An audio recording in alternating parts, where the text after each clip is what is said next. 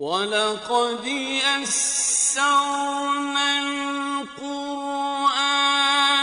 لِلذِّكْرِ فَهَلْ مِن مُّدَّكِرٍ۔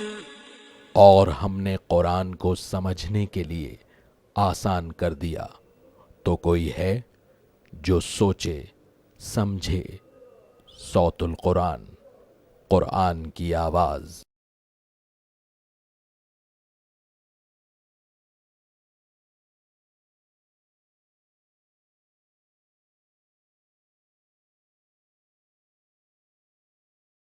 نحمده ونصلي على رسوله الكريم اما بعد فاعوذ بالله من الشيطان الرجيم بسم الله الرحمن الرحيم ولا تجادلوا اهل الكتاب الا بالتي هي احسن الا الذين ظلموا منهم وقولوا آمنا بالذي انزل الينا وانزل اليكم والهنا والهكم واحد ونحن له مسلمون۔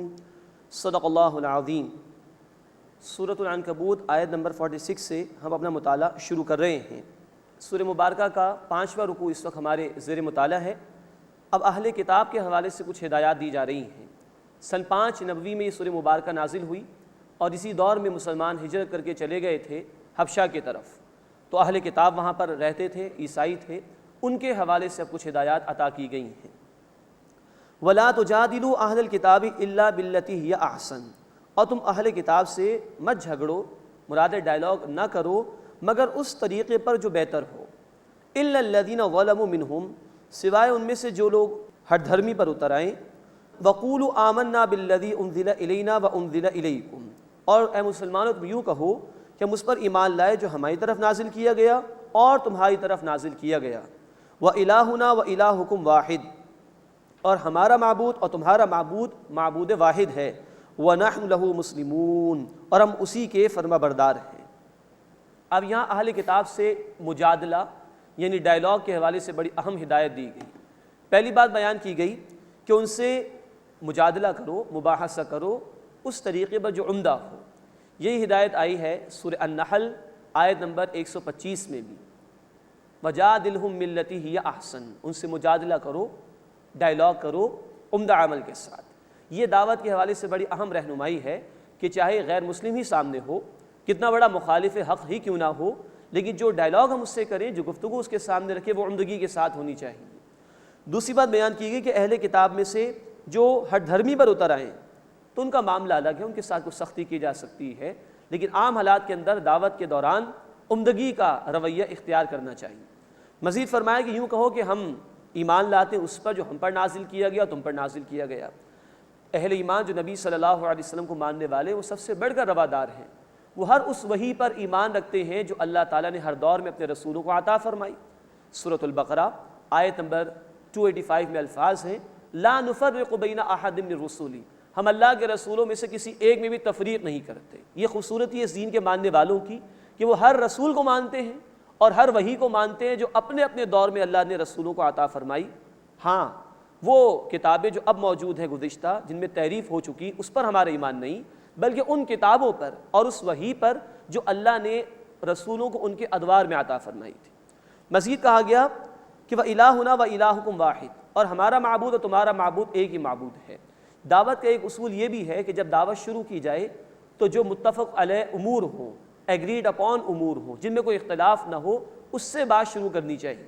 یہی بات ہم پڑھ چکے ہیں سورہ آل عمران آیت نمبر 64 میں بھی، قُلْ يَا أَهْلَ الْكِتَابِ تَعَالَوْا إِلَىٰ كَلِمَةٍ سَوَاءٍ بَيْنَنَا وَبَيْنَكُمْ، اے نبی صلی اللہ علیہ وسلم فرما دیجئے کہ اے اہل کتاب آؤ ایک ایسی بات کی طرف جو ہمارے تمہارے درمیان مشترک ہے، ایک اللہ کی عبادت کریں، اس کے ساتھ کسی کو شریک نہ کریں اور اس کے علاوہ کسی کو رب نہ بنائیں۔ تو یہ ہے کہ متفقن علیہ امور، ایگریڈ اپون جو باتیں ہیں، ان سے دعوت کو شروع کرنا چاہیے۔ تو بڑی اہم ہدایات اس موقع پر جو آئی ہیں دعوت کے مرحلے کے حوالے سے۔ وَنَحْنُ لَهُ مُسْلِمُونَ، اور ہم اسی اللہ کے فرما بردار ہیں۔ وَكَذَلِكَ أَنزَلْنَا إِلَيْكَ الْكِتَابَ، اور اسی طرح نبی صلی اللہ علیہ وسلم ہم نے آپ کی طرف کتاب نازل کی۔ فَالَّذِينَ آتَيْنَاهُمُ الْكِتَابَ يُؤْمِنُونَ بِهِ، بس ان لوگوں کو ہم نے کتاب عطا کی ہے، وہ ایمان لاتے ہیں اس پر۔ اہل کتاب میں سے جو نیک لوگ تھے، حق کے متلاشی تھے، ان کا ذکر ہے کہ وہ قرآن پر ایمان لاتے ہیں۔ وَمِنْ هَٰؤُلَاءِ مَن يُؤْمِنُ بِهِ، اور ان میں سے بعض بھی اس پر ایمان لاتے ہیں، یعنی مکے والوں میں سے بھی لوگوں نے ایمان قبول کیا ہے۔ وما یجحد بآیاتنا الا الکافرون، اور ہماری آیات کا انکار تو وہی کرتے ہیں جو کفر کرنے والے ہیں۔ وما کنت تتلو من قبلہ من کتاب، اور اے نبی صلی اللہ علیہ وسلم اس سے پہلے آپ کوئی کتاب نہیں پڑھتے تھے۔ ولا تخطہ بیمینک، اور نہ آپ اپنے دائیں ہاتھ سے لکھتے تھے۔ اذا لارتاب المبطلون، اس صورت میں تو اہل باطل شک کرتے۔ مراد یہ کہ آپ امی تھے، آپ نے کہیں سے باقاعدہ تعلیم حاصل نہیں کی، اور یہی امی ہونا آپ صلی اللہ علیہ وسلم کی رسالت کی صداقت کی بہت بڑی دلیل ہے کہ کہیں سے کچھ نہیں سیکھا، کچھ بھی پڑھنا جانتے نہیں تھے، لیکن اتنا عظیم کلام آپ کی زبان پر جاری ہو گیا، تو یہ اللہ ہی کی طرف سے ہے، یہ اللہ ہی کی عطا ہے آپ کے لیے۔ بل ہوا آیات بینات فی صدور الذین اوتوا العلم، بلکہ یہ واضح آیات ہیں ان لوگوں کے سینوں میں جنہیں علم عطا کیا گیا۔ ایک رائے یہ کہ اہل کتاب میں سے ان لوگوں کی طرف اشارہ ہے جو نبی اکرم صلی اللہ علیہ وسلم پر ایمان لے آئے اور وہ ان بشارات کو جانتے تھے کہ جن میں نبی صلی اللہ علیہ وسلم کے آنے کے حوالے سے ذکر ہے، اور ایک رائے یہ کہ اہل ایمان کی طرف اشارہ ہے کہ یہ ان کے سینوں میں محفوظ ہے، قرآن حفظ کے ذریعے سے بھی سینہ بسینہ امت تک منتقل ہوا ہے، اس کی طرف بھی اشارہ ہے۔ وما یجحد بآیاتنا الا الظالمون، اور ہماری آیات کا انکار تو وہی کرتے ہیں جو ظلم کرنے والے ہیں۔ وقالوا لولا انزل علیہ آیات من ربی، اور انہوں نے کہا کہ ان پر ان کے رب کی طرف سے آیات یعنی نشانیاں کیوں نازل نہیں ہوتی۔ قل انما الآیات عند اللہ، اے نبی صلی اللہ علیہ وسلم فرما دیجئے یہ آیات یہ نشانیاں جو تم مطالبات کر رہے ہو، معجزات، یہ تو اللہ ہی کے پاس ہے۔ وانما انا نذیر مبین، اور بے شک میں تو واضح توبہ خبردار کرنے والا ہوں۔ میرا یہ کام نہیں کہ میں تمہیں نشانیاں دکھاتا پھروں، میرا اصل کام ہے کہ میں تم تک اللہ کے پیغام کو واضح طور پر پہنچا دوں۔ اولم یکفیہم انا انزلنا علیک الکتاب یتلی علیکم، کیا ان لوگوں کے لیے کافی نہیں کہ اے نبی صلی اللہ علیہ وسلم ہم نے آپ پر کتاب نازل کی ہے جو ان پر پڑھی جاتی ہے، یعنی اصل معجزہ قرآن ہے، اس کے آنے کے بعد اب اور کس چیز کا انتظار کر رہے ہو کہ اس کے دیکھنے کے بعد تم ایمان لے کر آؤ گے۔ ان فی ذلک لرحمۃ وذکری لقوم یؤمنون، بے شک اس میں ان لوگوں کے لیے رحمت اور نصیحت ہے جو ایمان لاتے ہیں۔ اس کے بعد اس سورہ مبارکہ کا 6واں رکوع شروع ہو رہا ہے، اس میں کچھ مزید ہدایات اہل ایمان کو عطا کی گئی ہیں اور مشرکین کو وعیدیں اور ڈراوے سنائے گئے ہیں۔ قل کفی باللہ بینی وبینکم شہیدا، اے نبی صلی اللہ علیہ وسلم فرما دیجئے کہ میرے اور تمہارے درمیان اللہ بطور گواہ کے کافی ہے۔ یعلم ما فی السماوات والارض، وہ اللہ جانتا ہے جو کچھ آسمانوں میں ہے اور زمین میں ہے۔ والذین آمنوا بالباطل وکفروا باللہ اولئک هم الخاسرون، اور جو لوگ باطل پر ایمان لائے اور جنہوں نے اللہ کا انکار کیا وہی لوگ خسارہ اٹھانے والے ہیں۔ وَيَسْتَعْجِلُونَكَ بِالْعَذَابِ، اور اے نبی صلی اللہ علیہ وسلم وہ آپ سے عذاب کی جلدی کرتے ہیں۔ وَلَوْلَا أَجَلٌ مُّسَمًّى لَجَاءَهُمُ الْعَذَابُ، اگر ایک وقت مقرر طے نہ ہوتا تو ان پر عذاب آ چکا ہوتا۔ وَلَيَأْتِيَنَّهُمْ بَغْتَةً وَهُمْ لَا يَشْعُرُونَ، اور وہ عذاب ان پر ضرور اچانک آ جائے گا اور انہیں خبر بھی نہیں ہوگی۔ یستعجلونک بالعذاب، اے نبی صلی اللہ علیہ وسلم وہ آپ سے عذاب کی جلدی کرتے ہیں۔ وَإِنَّ جَهَنَّمَ لَمُحِيطَةٌ بِالْكَافِرِينَ، اور بے شک جہنم کافروں کو گھیرے ہوئے ہے۔ یوم یغشاہم العذاب من فوقہم ومن تحت ارجلہم، جس دن انہیں ڈھانپ لے گا عذاب ان کے اوپر سے اور ان کے پاؤں کے نیچے سے۔ وَيَقُولُ ذُوقُوا مَا كُنتُمْ تَعْمَلُونَ، اور اللہ تعالیٰ فرمائے گا چکھو اس کا مزہ جو تم کیا کرتے تھے۔ اللہم اجرنا من النار، اے اللہ ہمیں آگ کے عذاب سے محفوظ فرما۔ اس کے بعد اہل ایمان کو بڑی اہم ہدایات عطا کی جا رہی ہیں۔ یا عبادی الذین آمنوا، اے میرے بندو جو ایمان لائے ہو، ان ارضی واسعۃ، بے شک میری زمین وسیع ہے، کشادہ ہے، فیایا فاعبدون، بس تم میری ہی عبادت کرو۔ اب یہ ہجرت حبشہ کی طرف اشارہ ہو رہا ہے۔ یہاں مکے والوں نے تم پر زمین تنگ کر دی ہے، تم مشکلات میں گھرے ہوئے ہو، تو میری زمین بہت وسیع، اگر ایک مقام پر تمہارے لیے میرے دین پر عمل کرنا مشکل ہو رہا ہے تو میری زمین میں بہت جگہ ہے، کشادگی ہے، یہاں سے ہجرت کر جاؤ۔ اصل شے ایمان کی حفاظت ہے، اصل شے میری عبادت ہے، اس کی خاطر گھر بار بھی چھوڑنا پڑے تو چھوڑ دو اس سے۔ کل نفس ذائقۃ الموت، ہر نفس کو موت کا مزہ چکھنا ہے۔ ثم الینا ترجعون، پھر تم سب ہماری طرف لوٹائے جاؤ گے۔ موت تو آنی ہے، اس کا وقت بھی طے اللہ کے ہاں، تو کیوں نہ اچھی موت آ جائے، وہ موت کے جو اللہ کے راستے میں آ جائے، اللہ کے دین کی خاطر آ جائے۔ یہ مضمون کہ موت ہر ایک کو آنی ہے 3 مرتبہ قرآن میں بیان ہوا ہے، اور اللہ تعالیٰ نے یہ بات بار بار واضح کی ہے کہ یہ زندگی عارضی ہے، فانی ہے، چند روزہ ہے۔ سورہ آل عمران آیت 185 اور سورۃ الانبیاء آیت نمبر 35 میں بھی کہا گیا کہ کل نفس ذائقۃ الموت، ہر نفس کو موت کا مزہ چکھنا ہے۔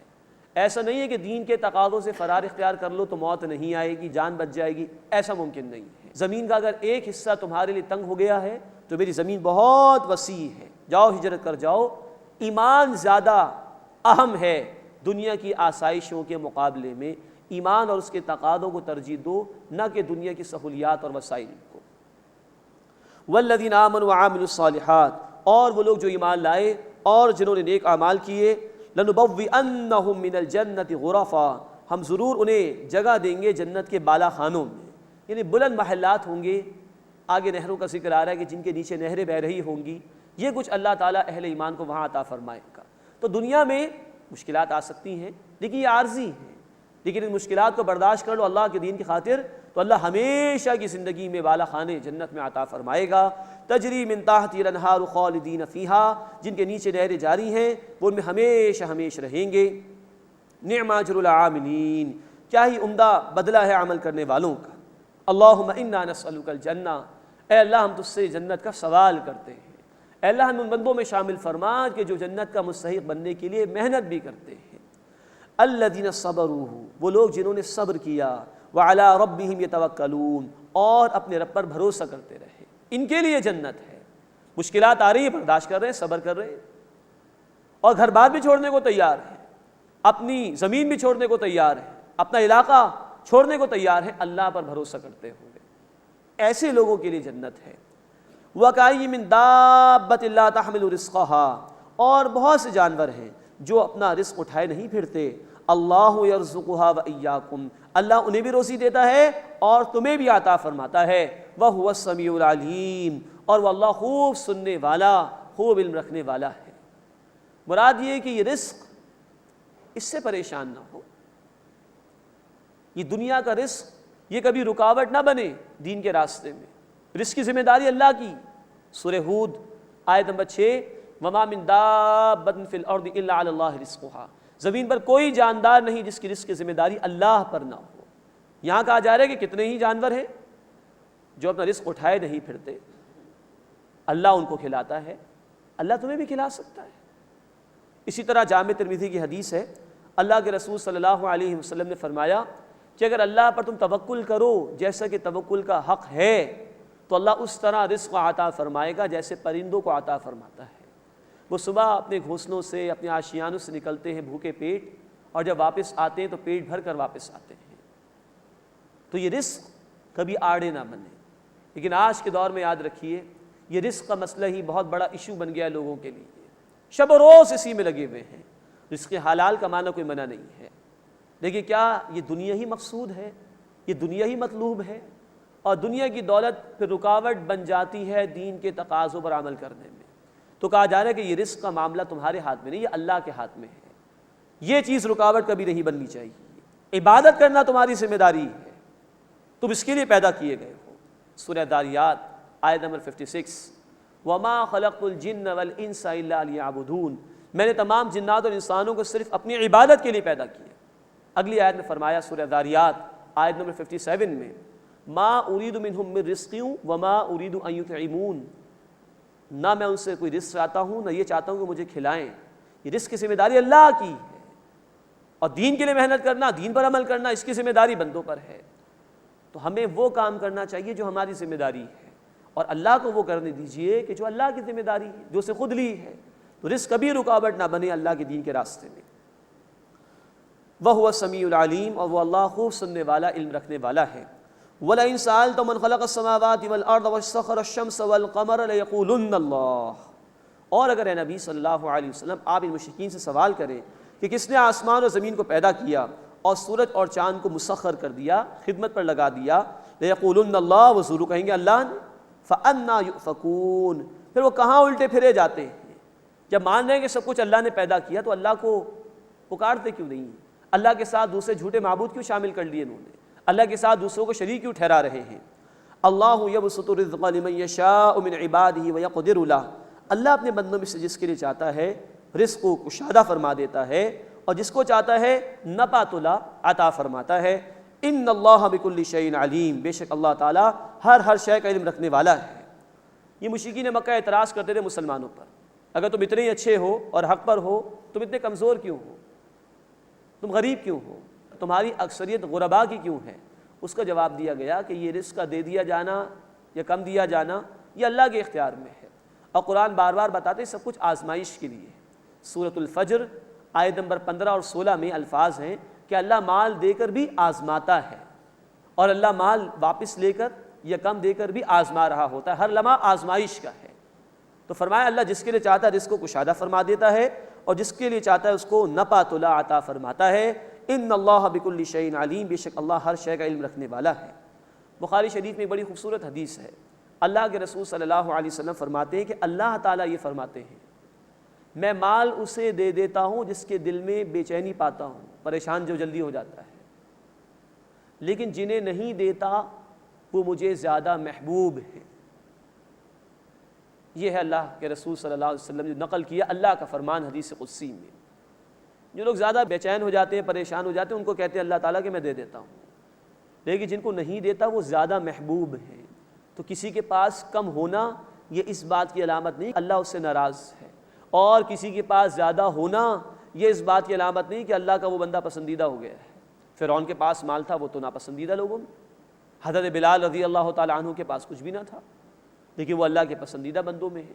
تو یہ ظاہری اعتبار سے فیصلے نہیں کرنے چاہیے، اللہ کی شان ہے، اللہ کی مصلحت ہے، جس کو چاہا اس سے زیادہ عطا فرمایا، جس کو چاہا اس سے کم عطا فرمایا۔ وَلَئِن سَأَلْتَهُم مَّن نَّزَّلَ مِنَ السَّمَاءِ مَاءً فَأَحْيَا بِهِ الْأَرْضَ مِن بَعْدِهَا لَيَقُولُنَّ اللَّهُ، اور اگر اے نبی صلی اللہ علیہ وسلم آپ ان سے سوال کریں کہ کس نے آسمان سے پانی اتارا پھر اس سے زمین کو اس کے مرنے کے بعد دوبارہ زندہ کیا، وہ ضرور کہیں گے اللہ نے۔ قُلِ الْحَمْدُ لِلَّهِ، اے نبی صلی اللہ علیہ وسلم فرما دیجئے تمام شکر تمام تعریف اللہ کے لیے ہے۔ بل اکثرهم لا يعقلون، لیکن ان میں سے اکثر عقل سے کام نہیں لیتے۔ مراد یہ کہ ماننے کہ سب کچھ پہلا اللہ نے کیا، لیکن اللہ کو نہیں پکار رہے، شکر کسی اور کا ادا کر رہے ہیں، جھوٹے معبودوں کو پکار رہے ہیں، گویا یہ عقل والے نہیں ہیں۔ اس کے بعد اس سورہ مبارکہ کا 7واں اور آخر رکوع آ رہا ہے، اس میں مشرکین سے بھی خطاب ہے، اہل ایمان کو تسلی دی گئی ہے اور دین کے لیے محنت کرنے پر ترغیب دلائی گئی ہے۔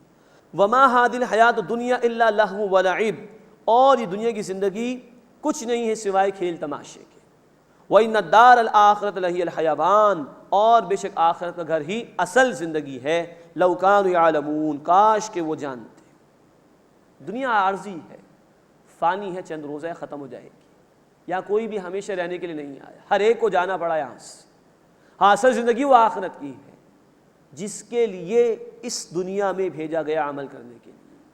تو ایک اعتبار سے دنیا کھیل تماشا ہے، اس کے مال و اسباب کی اللہ کی نگاہ میں کوئی حیثیت نہیں، لیکن ایک اعتبار سے یہی اہم ہے، اس لیے کہ عمل کرنے کا موقع اس دنیا کے اندر ہے، اور یہی کے اعمال کی بنیاد پر آخرت میں نتیجے دیے جائیں گے۔ لو کانوا یعلمون، کاش کہ وہ جانتے۔ فَإِذَا رَكِبُوا فِي الْفُلْكِ دَعَوُا اللَّهَ مُخْلِصِينَ لَهُ الدِّينَ، بس جب وہ کشتی میں سوار ہوتے ہیں تو اللہ کو پکارتے ہیں اپنی بندگی کو اسی کے لیے خالص کرتے ہوئے۔ فَلَمَّا نَجَّاهُمْ إِلَى الْبَرِّ إِذَا هُمْ يُشْرِكُونَ، پھر جب اللہ انہیں خوشی کی طرف نجات دے کر لے آتا ہے تو وہ شرک کرنے لگ جاتے ہیں، کسی اور کا شکر ادا کرتے ہیں۔ پھر لِيَكْفُرُوا بِمَا آتَيْنَاهُمْ، تاکہ اس کی ناشکری کریں جو ہم نے انہیں عطا کیا۔ وَلِيَتَمَتَّعُوا، اور چاہیے کہ وہ فائدہ اٹھا لیں۔ فَسَوْفَ يَعْلَمُونَ، پس عنقریب وہ جان لیں گے کہ اس کا انجام کیا ہوگا۔ انسان کو سوچنا چاہیے، ہمیں بھی جائزہ لینا چاہیے، اللہ کے ہم پر کتنے انعامات ہیں۔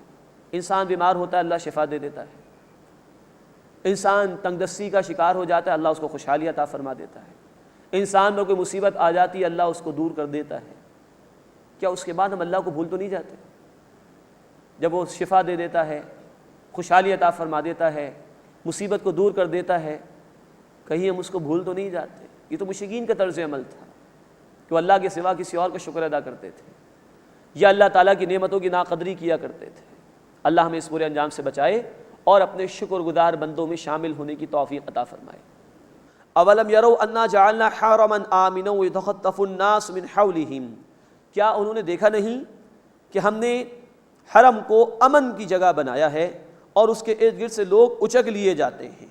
مراد یہ ہے کہ حرم اور اس کے پورے ارد گرد کے علاقے کو اللہ نے امن والا بنا دیا، یہاں کوئی کسی کو قتل بھی نہیں کرتا، یہاں سب کی جان مال محفوظ ہے اور ہر اعتبار سے سکون ہے، جبکہ عرب کے بقیہ علاقوں کے اندر قافلوں کو لوٹ بھی لیا جاتا تھا اور چوریاں ڈکیتیاں بھی ہوا کرتی تھی۔ تو یہ انعام تھا ان مکے والوں پر اللہ کا، اس کو یاد دلایا جا رہا ہے۔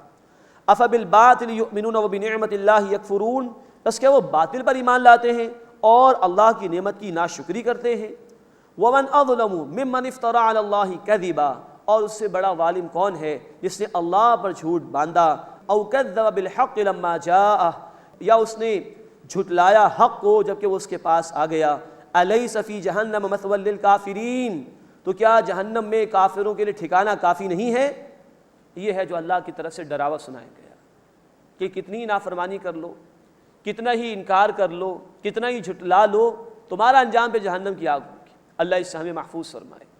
دیکھیے، ایک جھٹلانا ہوتا ہے زبان سے جھٹلانا، جیسے مشرکین مکہ جھٹلا رہے تھے۔ ایک جھٹلانا عمل سے بھی ہوتا ہے، جب کوئی قوم اللہ کے کلام کو مان تو لے لیکن اس کے بعد اللہ کے کلام کے تقاضوں پر عمل نہ کرے۔ یہ تفصیل آئی ہے سورۃ الجمعہ آیت نمبر 5 میں، یہود کا ذکر اللہ تعالیٰ نے کیا۔ بئس مثل القوم الذین کذبوا بآیات اللہ، بری ہے اس قوم کی مثال جس نے اللہ کی آیات کو جھٹلایا۔ یہود نے تورات کو اللہ کی کتاب ماننے سے انکار نہیں کیا تھا، بلکہ یہود نے اللہ کی کتاب تورات کے تقاضوں پر عمل کرنے سے انکار کیا تھا، عمل سے جھٹلایا تھا۔ تو ہمیں بھی ڈرتے رہنا چاہیے، کیونکہ ہم اپنے عمل سے تو نہیں جھٹلا رہے اللہ کی کتاب، بے عملی کا شکار تو نہیں۔ اللہ اس سے ہماری حفاظت فرمائے۔ ومن اظلم ممن افترى علی اللہ کذبا، اور اس سے بڑا ظالم کون ہے جس نے اللہ پر جھوٹ باندھا، او کذب بالحق لما جاءہ، یا اس نے حق کو جھٹلایا جبکہ وہ اس کے پاس آ چکا۔ الیس فی جہنم مثوی للکافرین، کیا جہنم میں کفر کرنے والوں کے لیے ٹھکانہ کافی نہیں ہے؟ اللہم اجرنا من النار، اے اللہ ہمیں آگ کے عذاب سے محفوظ فرما۔ اس کے بعد بہت خوبصورت آیت ہے، دور مشکلات میں یہ صورت نازل ہوئی، اب اس کا جو اختتام ہو رہا ہے بڑی خوبصورت آیت پر، والذین جاہدوا فینا لنہدینہم سبلنا، اور جو لوگ کوشش کریں گے ہمارے راستے میں ہم اپنے راستوں کی ہدایت ان کو عطا فرما دیں گے۔ وَإِنَّ اللَّهَ لَمَعَ الْمُحْسِنِينَ، اور بے شک اللہ تعالیٰ ان لوگوں کے ساتھ ہے جو عمدگی کے ساتھ عمل کرنے والے ہیں۔ یہ صحابہ کرام رضی اللہ تعالیٰ عنہ اجمعین کو تسلی دی جا رہی ہے، اللہ کے رسول صلی اللہ علیہ وسلم کو بھی تسلی دی جا رہی ہے، اور ان کے ذریعے سے ہر دور کے اہل ایمان کو تسلی دی جا رہی ہے کہ جو بھی اللہ کے نیک بندے محنت کریں گے اللہ کے راستے، اس کے دین کی خاطر، اللہ اپنے راستوں کو ان کے لیے کھول دے گا، طرح طرح سے اللہ تعالیٰ ان کی مدد فرمائے گا، اور فرمائے کہ اللہ کی معیت ان کے شامل حال ہو جائے گی۔ اندازہ کیجئے، دنیا میں کسی انسان کو کوئی مسئلہ لاحق ہو جائے اور اس کو یہ یاد رہے کہ میرے تو وزیر سے تعلقات ہیں، فلاں وزیر مجھے بچا لے گا، میرے تو فلاں بیوروکریٹ کے ساتھ تعلقات ہیں، وہ میری مدد کو آ جائے گا۔ شخص کے یقین کا کیا عالم ہوگا؟ جس کو یہ یقین ہو کہ میری پشت پناہی پر اللہ موجود ہے، اس کے یقین کا کیا عالم ہوگا؟ اللہ کہہ رہے ہیں وَإِنَّ اللَّهَ لَمَعَ الْمُحْسِنِينَ، اور بے شک اللہ تعالیٰ ان لوگوں کے ساتھ ہے، اللہ کی مدد ان لوگوں کے ساتھ ہے جو عمدگی کے ساتھ عمل کرنے والے ہیں۔ اللہ تعالیٰ ہمیں اس آیت کا یقین بھی عطا فرمائے اور اپنے راستے میں محنت کرنے کی توفیق عطا فرمائے۔ دیکھیے، ہدایت کوئی ایک دفعہ مل جانے والی شے نہیں، ہدایت پر ہدایت کی ضرورت ہے۔ اللہ تعالیٰ نے فرمایا سورہ محمد صلی اللہ علیہ وسلم آیت نمبر 17 میں، وَالَّذِينَ اهْتَدَوْا زَادَهُمْ هُدًى وَآتَاهُمْ تَقْوَاهُمْ، اور جنہوں نے ہدایت اختیار کی اللہ نے انہیں مزید ہدایت دی اور انہیں ان کا تقوی عطا فرمایا۔ تو ہدایت در ہدایت، ہدایت پر ہدایت کی ضرورت ہے۔ وَالَّذِينَ جَاهَدُوا فِينَا لَنَهْدِيَنَّهُمْ سُبُلَنَا، اور جو لوگ ہمارے راستے میں کوششیں کریں گے ہم اپنے راستوں کی ہدایت ان کو عطا فرما دیں گے۔ وَإِنَّ اللَّهَ لَمَعَ الْمُحْسِنِينَ، اور بے شک اللہ تعالیٰ ان لوگوں کے ساتھ ہے جو عمدگی کے ساتھ عمل کرنے والے ہیں۔ اہل ایمان کو تسلی ہے، تمہاری محنت رائے گا نہیں جائے گی، اطمینان رکھو، اللہ کی معیت تمہارے شامل حال ہے۔ بڑا اطمینان بخش جملہ ہے جو اللہ نے عطا فرمایا۔ اللہ ہمیں اپنے دین کے لیے محنت کرنے کی توفیق عطا فرمائے۔ بسم اللہ الرحمن الرحیم، الف لام میم، غلبت الروم۔ اب سورۃ الروم کا آغاز ہو رہا ہے۔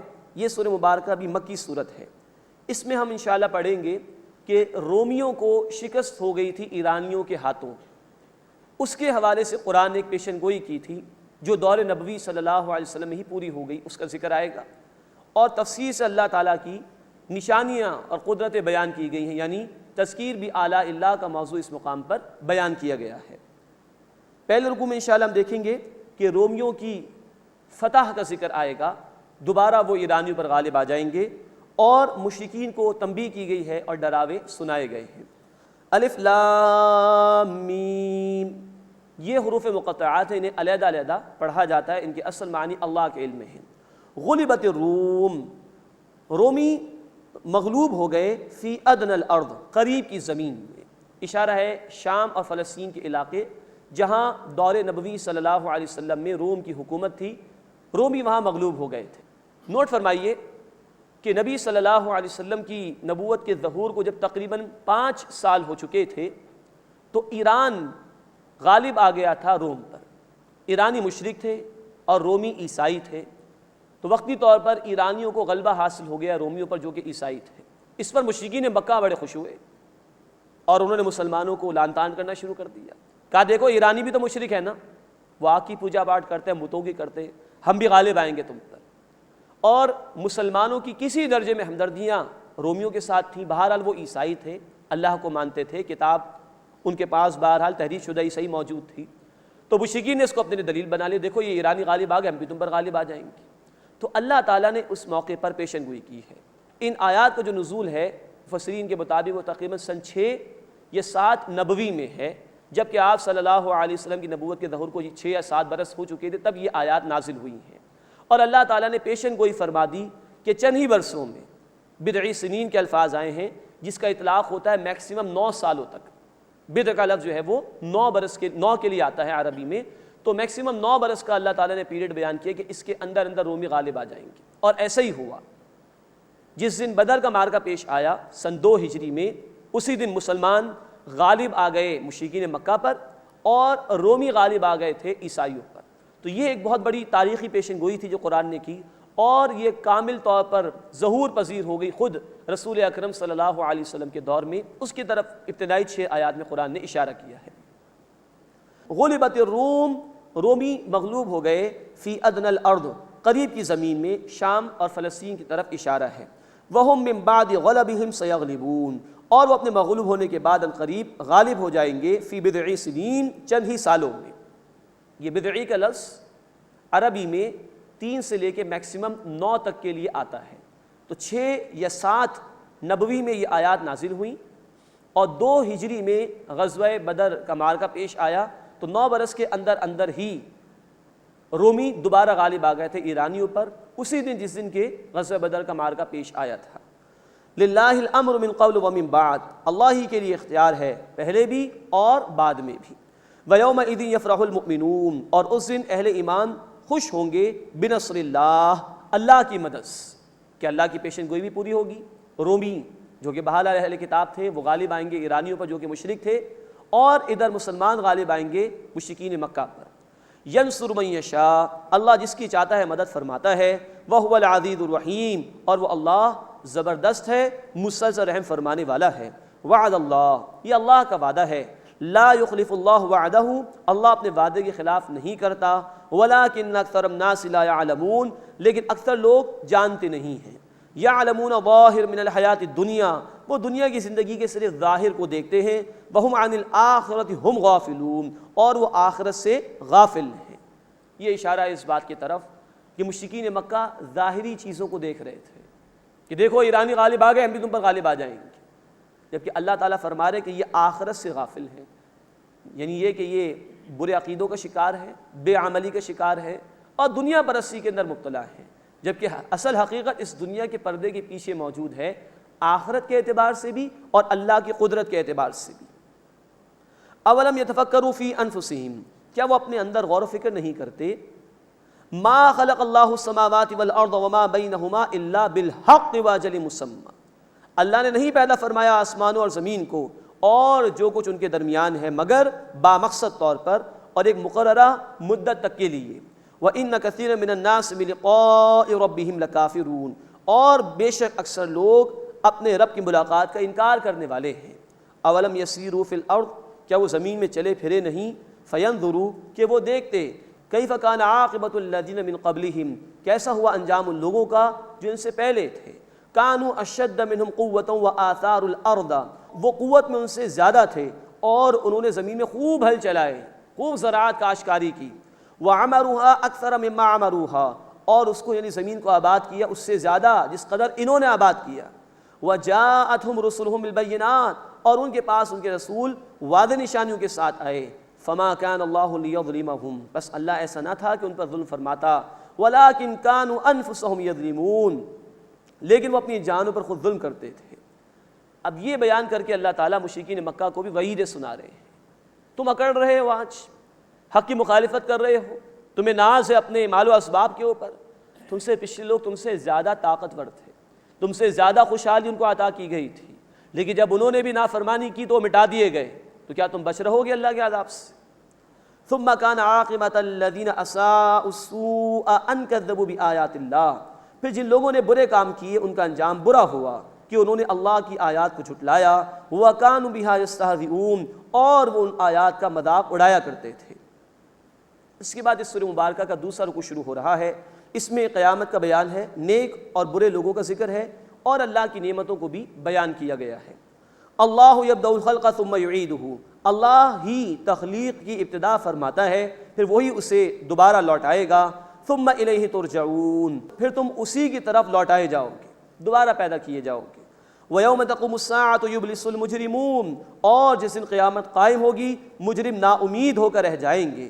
وَلَمْ يَكُنْ لَهُم مِّن شُرَكَائِهِمْ شُفَعَاءُ، اور ان کے شریکوں میں سے کوئی ان کے سفارشی نہیں ہوں گے، وَكَانُوا بِشُرَكَائِهِمْ كَافِرِينَ، اور وہ یعنی جن کو پکارا گیا تھا اپنے شریکوں کے منکر ہو جائیں گے۔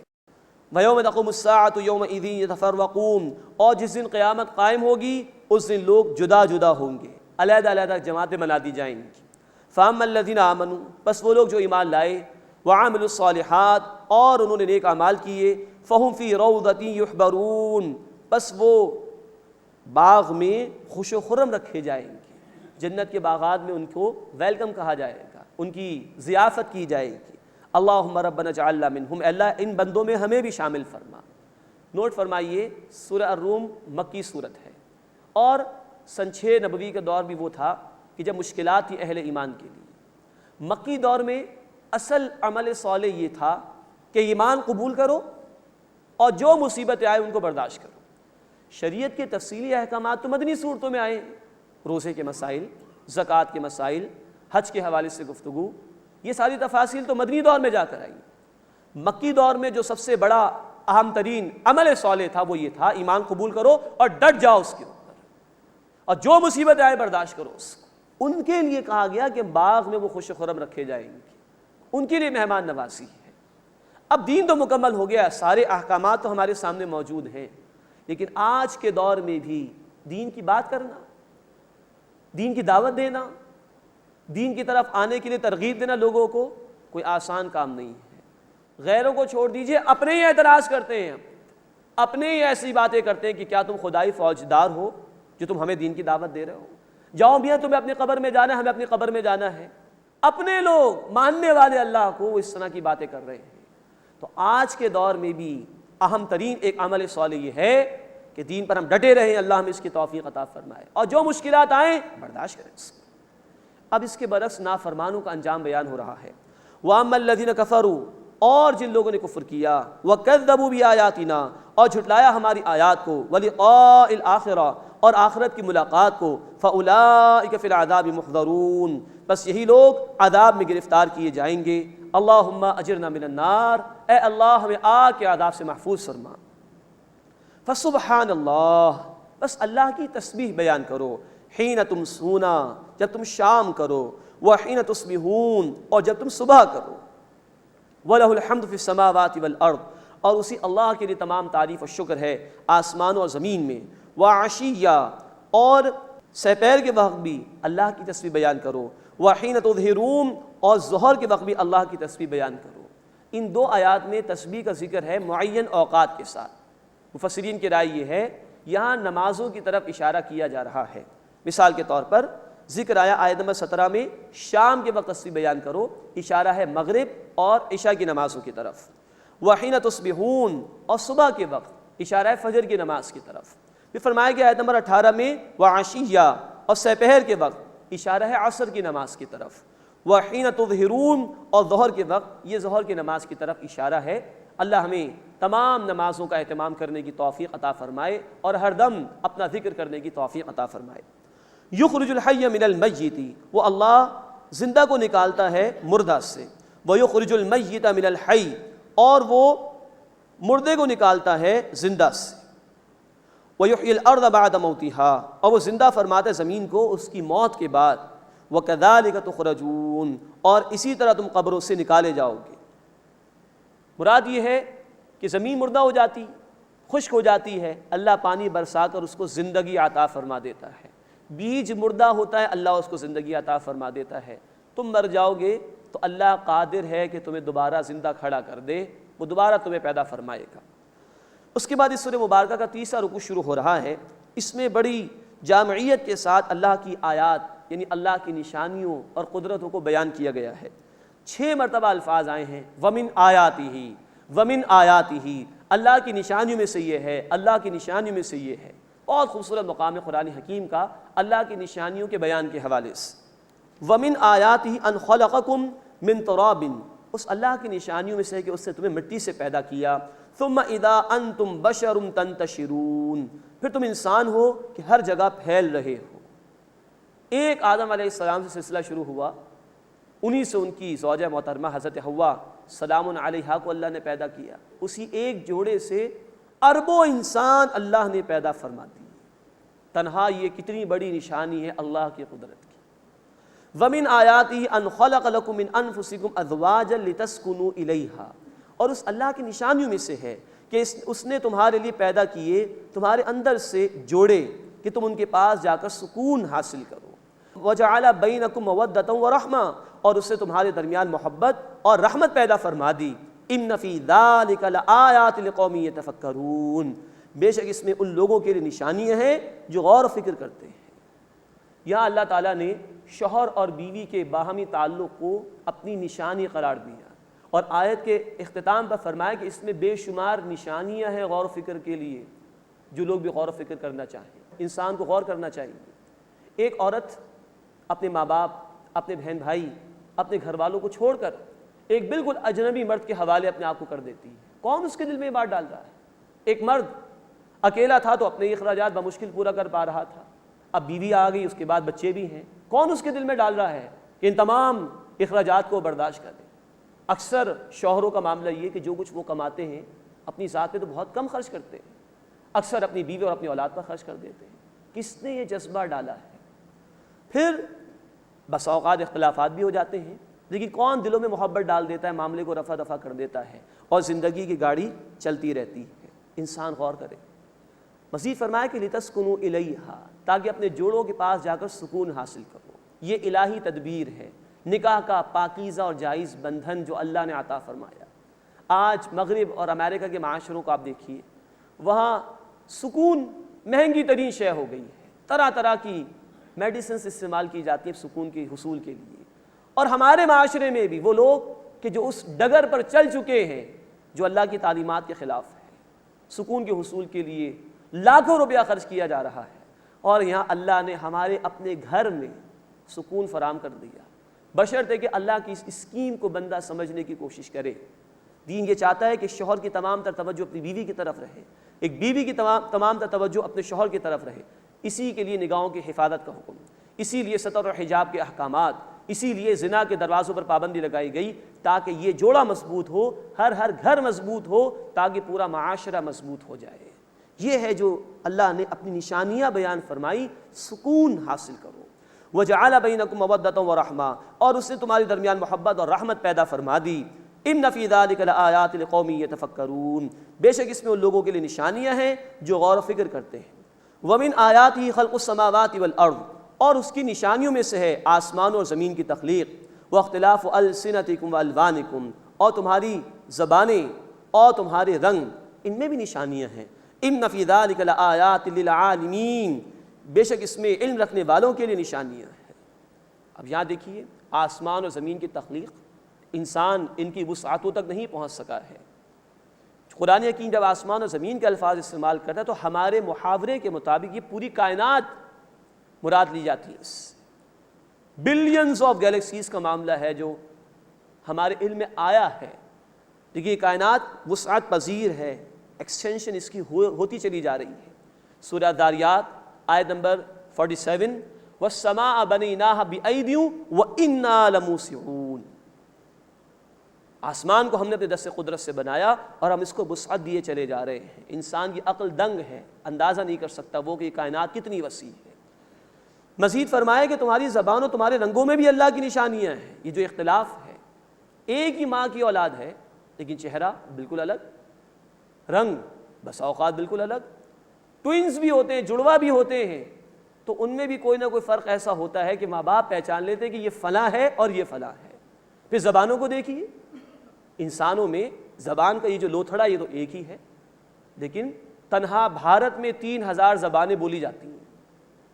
پھر ہر زبان میں کتنے ایکسنٹس ہیں، کتنے انداز مختلف ہیں بولنے کے۔ پنجابی زبان کو لیجئے، عربی کو لیجئے، فارسی کو لیجئے، کتنے ایکسنٹس ہیں ان کے اندر، کتنے مختلف انداز سے لوگ بات کر رہے ہوتے ہیں۔ ایک ہی لوتھڑا لیکن یہ سینکڑوں کے اعتبار سے زبانیں اور مختلف انداز، کس کی صنائی ہے؟ کیا یہ آپ سے آپ ہو سکتا ہے؟ ان فی ذلک لآیات للعالمین، بے شک اس میں نشانی ہے ان لوگوں کے لیے جو علم رکھنے والے ہیں۔ ومن آیاتہ منامکم اللیل والنہار، اور اس کی نشانیوں میں سے ہے تمہارا سونا رات میں اور دن بھی جس میں کام کاج کرتے ہو۔ وابتغاؤکم من فضلہ، اور تمہارا تلاش کرنا اس کے فضل میں سے۔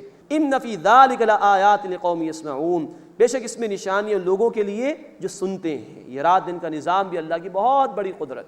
ومن آیاتہ یریکم البرق خوفا وطمعا، اور اس کی نشانیوں میں سے ہے کہ وہ تمہیں بجلی دکھاتا ہے خوف اور امید کے لیے۔ خوف اس بات کا کہ یہ بجلی ہم پر گر نہ پڑے، اور امید اس بات کی کہ اس کے بعد اب بارش برسے گی۔ وَيُنَزِّلُ مِنَ السَّمَاءِ مَاءً، اور وہ نازل فرماتا ہے آسمان سے پانی کو۔ فَيُحْيِي بِهِ الْأَرْضَ بَعْدَ مَوْتِهَا، پھر اس سے زمین کو اس کے مرنے کے بعد زندہ فرماتا ہے۔ إِنَّ فِي ذَلِكَ لَآيَاتٍ لِقَوْمٍ يَعْقِلُونَ، بے شک اس میں نشانی ان لوگوں کے لیے جو عقل سے کام لیتے ہیں۔ وَمِنْ آیَاتِهِ، اور اس کی نشانیوں میں سے ہے أَن تَقُومَ السَّمَاءُ وَالْأَرْضُ بِأَمْرِهِ، کہ اس کے حکم سے آسمان اور زمین قائم ہے، تبھی تو نظام زندگی چل رہا ہے۔ ثم اذا دعاكم دعوة من الارض اذا انتم تخرجون، پھر جب وہ ایک ندا دے کر زمین سے بلائے گا تو تم اچانک نکل آؤ گے، فوراً کھڑے ہو جاؤ گے۔ وَلَهُ مَن فِي السَّمَاوَاتِ وَالْأَرْضِ، اور اسی کے لیے جو کچھ آسمانوں میں ہے اور زمین میں۔ كُلٌّ لَهُ قَانِتُونَ، سب اسی کے فرما بردار ہیں۔ وَهُوَ الَّذِي يَبْدَأُ الْخَلْقَ، اور وہی ہے جو ابتدا فرماتا ہے تخلیق کی۔ ثم يعيده، پھر وہی اسے لوٹائے گا۔ وَهُوَ أَهْوَنُ عَلَيْهِ، اور یہ اس اللہ پر بہت آسان ہے۔ پہلی مرتبہ پیدا فرما دیا تو دوبارہ پیدا کرنا کون سی مشکل بات ہے۔ وَلَهُ الْمَثَلُ الْأَعْلَى فِي السَّمَاوَاتِ وَالْأَرْضِ، اور اسی کے لیے بلند تر شان ہے آسمانوں میں اور زمین میں۔ وَهُوَ الْعَزِيزُ الْحَكِيمُ، اور وہ اللہ غالب ہے، زبردست ہے، حکمت والا ہے۔ اللہ تعالی ہمیں اپنی نشانیوں پر غور و فکر کی توفیق عطا فرمائے، اور اس کے ذریعے ہمیں احسان مندی کے جذبات اختیار کرتے ہوئے اپنا شکر ادا کرنے کی توفیق عطا فرمائے۔ آمین یا رب العالمین۔ وآخر دعوانا ان الحمد للہ رب العالمین۔